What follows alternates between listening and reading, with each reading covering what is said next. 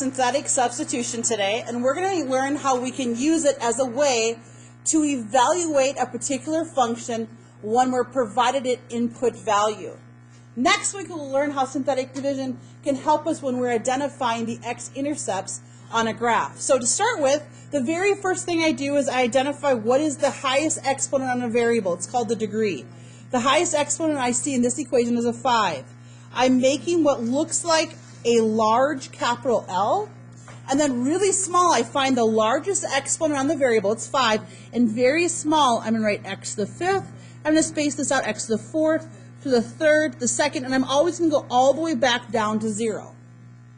That's the first step. Again, I'm making this large L, identify the largest exponent on a variable, and then I'm counting backwards. Okay, the next thing I'm going to do is I'm going to pick out those numbers that are the coefficients. So the coefficient of x to the 1st is a 1. The coefficient of x to the 4th is a positive 2. There is no x to the 3rd, so since it's not there, it's a 0. X squared is a negative 3. X to the 1st, there is no x to the 1st, it's a 0, and a positive 7. The number I'm substituting in goes out front, and this is where my final answer will be located. It will be the final output value. Now we're going to follow along with something I made up. This is not a math acronym, but we're going to drop down a number and then we're going to follow M-A-M-A. Each time we do M, it stands for multiplying, and A always stands for adding. When we multiply, this outside number is always the magical number we're going to multiply to. So we're going to get started here. I drop down the first number. I've dropped down the first number. From here on out, everything I do is multiply, add, and I just continue to go multiply, add. So when I multiply, I come back to this magical number. 2 times 1 is 2. I add straight down to get 4. Okay, I'm on to multiplying. 2 times 4 is 8. I add straight down to get 8. And I just continue to do M-A. I multiply to come up with 16. I add straight down to get 13. I multiply to get 26. I add down to get 26. I multiply to get 52. I add down to get 59. This says if I take function g and I substitute in an input value of 2, the final output is 59. Example number 2. So in example number 2, the first thing we're doing is making this large L. And the second thing we're going to do is we're going to identify what is the largest exponent. It's referred to as the degree.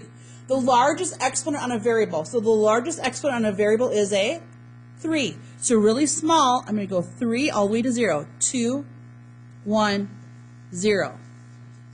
And underneath x to the 0 is where my final output will become.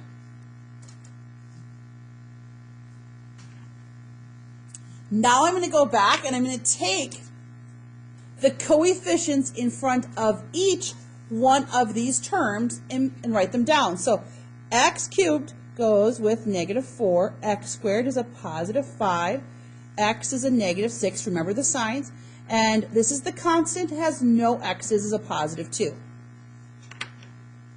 Now you don't have to, eventually you're not going to put x3, x2, x1, 0. That's just placeholders as we're learning this. I'm going to put a big circle over here. This is my magical number that we're going to use always to multiply, and it is negative 3. The acronym that I use is not a mathematical acronym. It's going to be multiply, add. So I call it, it's D and then it's mama. It just keeps going MA until you're done. D stands for dropping down. So take that first number and drop it down. And now I'm going to check it off. I'm going to go to multiplying. Negative 3 times negative 4 is a positive 12. I multiplied. The next thing I'm going to do is I'm going to add straight down. 5 plus 12 is 17. Next, I'm going to multiply. When I multiply, I always go back to this number. And check me if I'm wrong here. Negative 3 times 17 is a negative 51. And now I'm going to add straight down. Negative 6 and negative 51 is a negative 57. Next, I'm going to multiply. Negative 3 times negative 57. Oh my goodness here. Is that give me, what do we have here? Is it a positive 121? 171. Yes, you're right, to 150 plus, hold on, yep, 171, yep. So I have a 171, I'm adding 21 to 150. And then I've multiplied, and I'm going to add straight down to end up with a 173. Now I need to write a mathematical statement for this operation. So in function h, when I input in the value -3, I get an output of positive 173. So for this example, I'm going to start by dropping down. So I have 3. There is no x to the 4th, -2, 6, -7, and 4. I'm dropping down the first number, and then I'm following that acronym for MAMA. Multiply, add, multiply, add. Everything multiplies back to this. I'm multiplying to get -6, adding. Multiplying to get 12, adding. Multiplying to get -20, adding. Multiplying to get 28, adding. Multiplying to get -42, and this is my answer of -38. So I'm going to write a mathematical statement for function C. When I input -2, I get an output of -38. Okay, so I'm going to make an upside down L, and the highest exponent is called the degree. So this is degree 6. Eventually, you're not going to do this x to the 6th, x to the 5th, but right now this saves places for each position. Okay, so my outside number is a -2, and that is going to be my magical number I'm multiplying by. So we're going to do D, mama, MA, right? So I'm dropping down after I go through. There is a -1 and a -3. There is no x to the 4th and x to the 3rd. There's a 2 as the coefficient. There is no x to the 1 and -7. My opinion is this is where students are going to mess up, is the placing.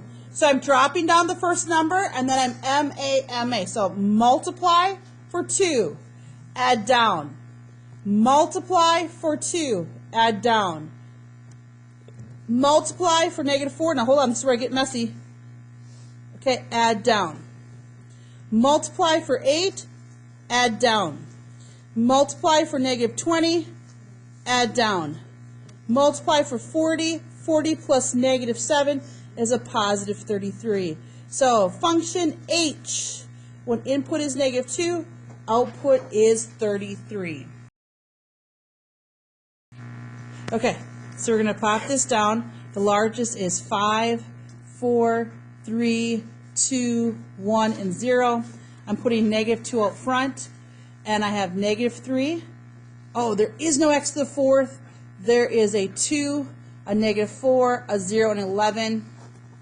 Okay, dropping down the first number. I'm going to multiply and add. Okay, I got to keep this neat.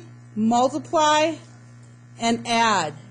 Multiply and add. Multiply and add. Multiply and add. Tristan was right. J of -2 equals 75.